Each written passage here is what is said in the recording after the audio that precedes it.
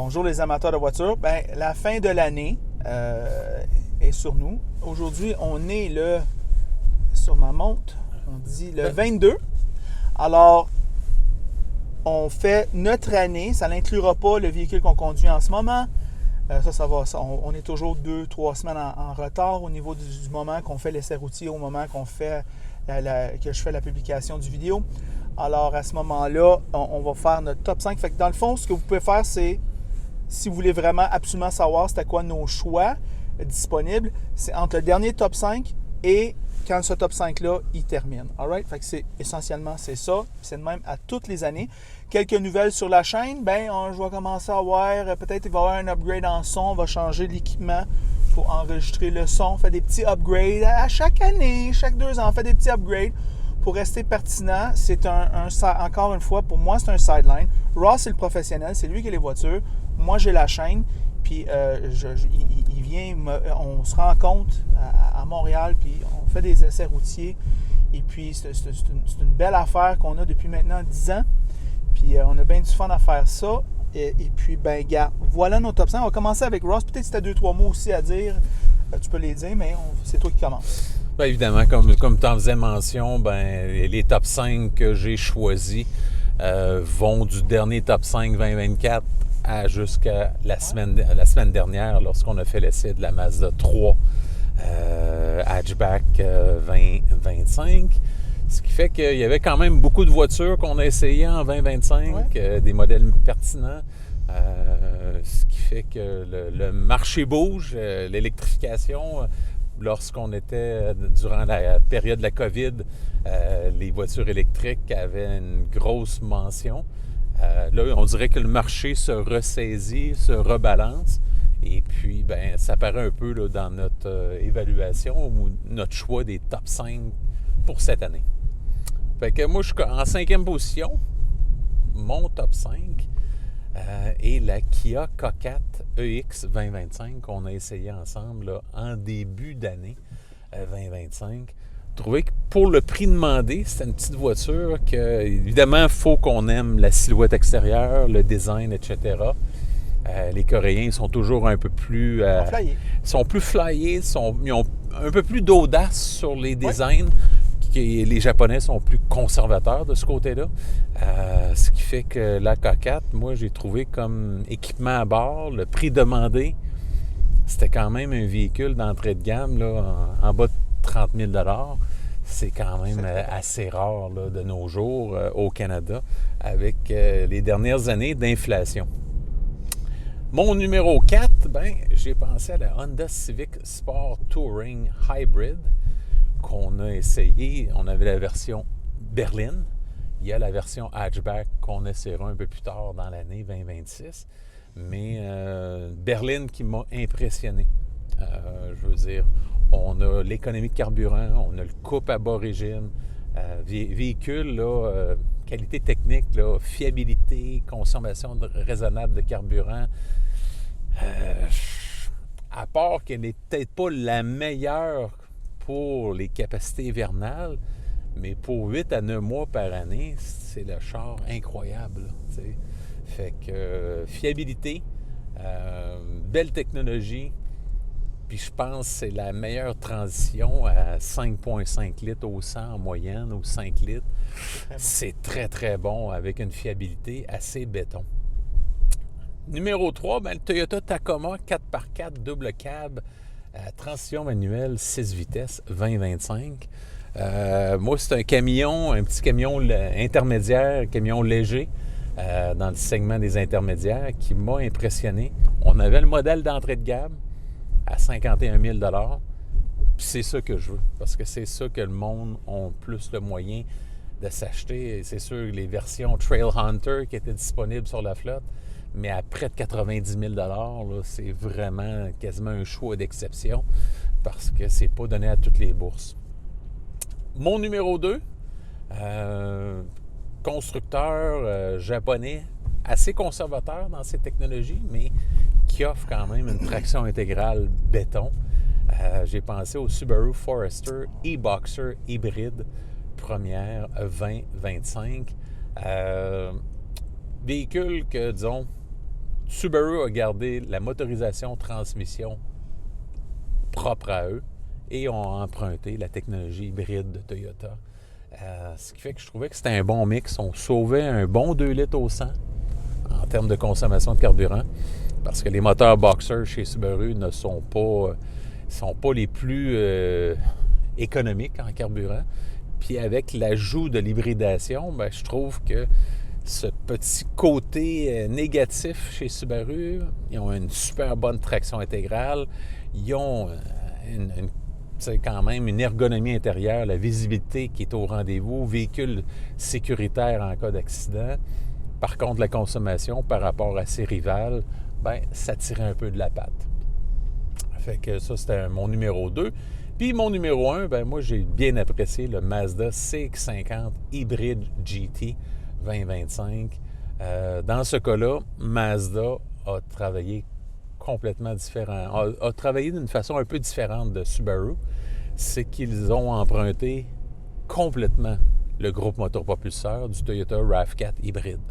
Fait que moteur, transmission, technologie hybride, c'est du 100% Toyota.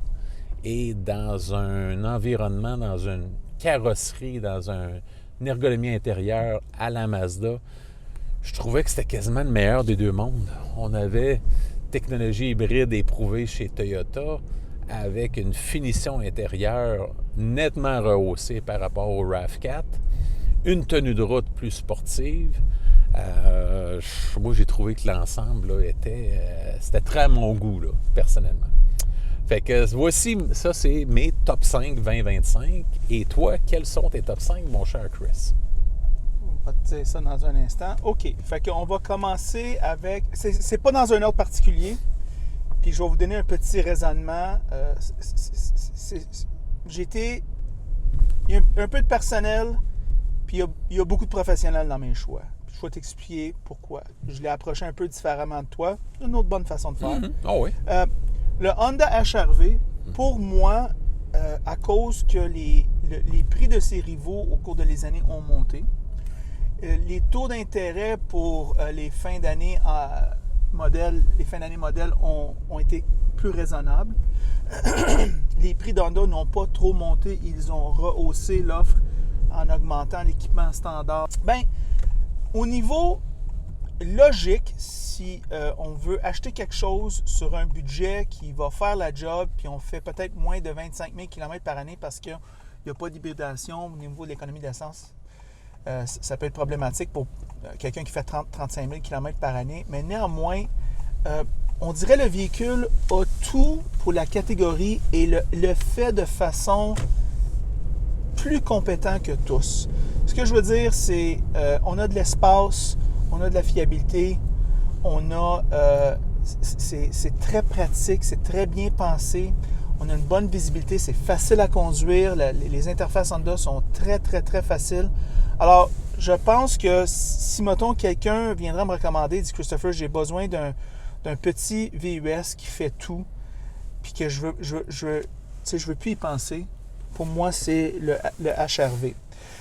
Mon deuxième choix, c'est aussi une sous-compact, un VUS sous-compact, c'est le Mazda CX-30, mais pour d'autres raisons. Pour d'autres raisons. Pratiquement l'opposé. Ouais. Il n'y a pas tant d'espace que ça. L'infodivertissement n'est pas certainement pas le meilleur, mais cependant, il y a une silhouette accrocheuse. À l'intérieur, c'est une parade de mode avec du goût, avec du luxe. Ça vraiment, tu sais, quand on dit le luxe personnel à prix abordable, pour moi, c'est le CX-30 encore. Puis après toutes ces années, Mazda, ils font des designs, puis ils perdurent dans le temps. Tu sais. C'est fou comment que ça ne vieillit pas. Et puis, c'est très impressionnant. Alors, silence de roulement sur l'autoroute. Vraiment quelque chose... en anglais, on dit « This car doesn't beat you up ». Ça veut dire que c'est facile l'utiliser et l'utiliser souvent et l'utiliser longtemps. Fait que pour moi, Mazda CX-30, c'est un top 5 définitivement. Après ça, ben on va faire du coq à l'âne. La BMW M240 X-Drive qu'on a essayé. Ouais. Moi, je trouve que si quelqu'un veut une voiture sportive performante pour 70-75 000 $. Il n'y a tout simplement pas de compétiteur pour moi. Je comprends qu'il y a des offres chez Audi et Mercedes, mais cependant, quand tu penses 2 portes performance, qui est quand même convenable, qui est quand même... on peut vivre avec 12 mois par année, parce qu'on a des gros paiements, on aimerait ça l'utiliser 12 mois par année. Je veux dire, pour moi, c'est un no-brainer. Toutes les qualités de BMW sont là.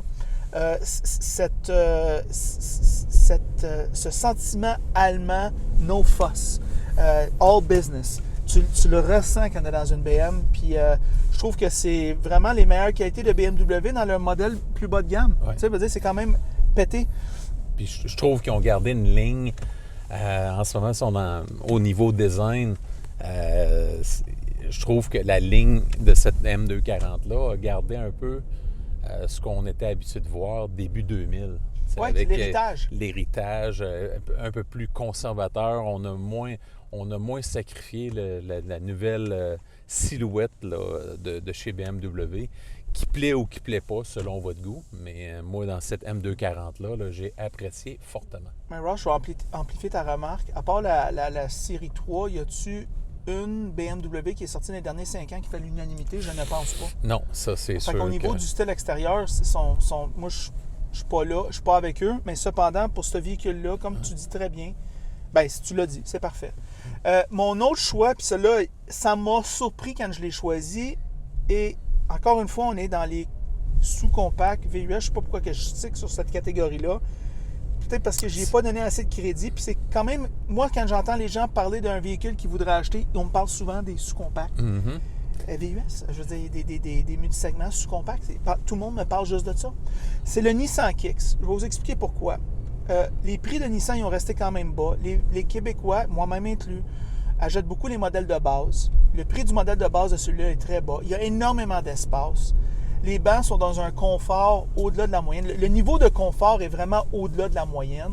Et ça se reflète aussi, on a loué le Nissan Rogue quand on est allé aux États-Unis. Très confortable. On a voyagé pendant des heures. On était 8 heures dans le véhicule à un moment donné. Puis très bien. On était confortable. On se plaignait pas. On n'arrêtait jamais parce qu'on était à bout. On arrêtait parce qu'on voulait un café. On arrêtait parce que c'était l'heure de manger. Mais je veux dire, on n'a jamais arrêté parce que non, je suis pas capable. Non, on était bien. On jasait. On écoutait des podcasts à un volume raisonnable. C'était très bien. Mais cette expérience-là, on l'a dans le Kicks. Beaucoup d'aspects, on l'a. Ça conserve à peu près 80-90% de cette expérience-là. Puis je me suis dit, mon Dieu, avec l'espace, si, mettons, je voudrais avoir une famille, puis je loue une voiture, puis je veux savoir combien par mois, je pense que c'est une excellente valeur.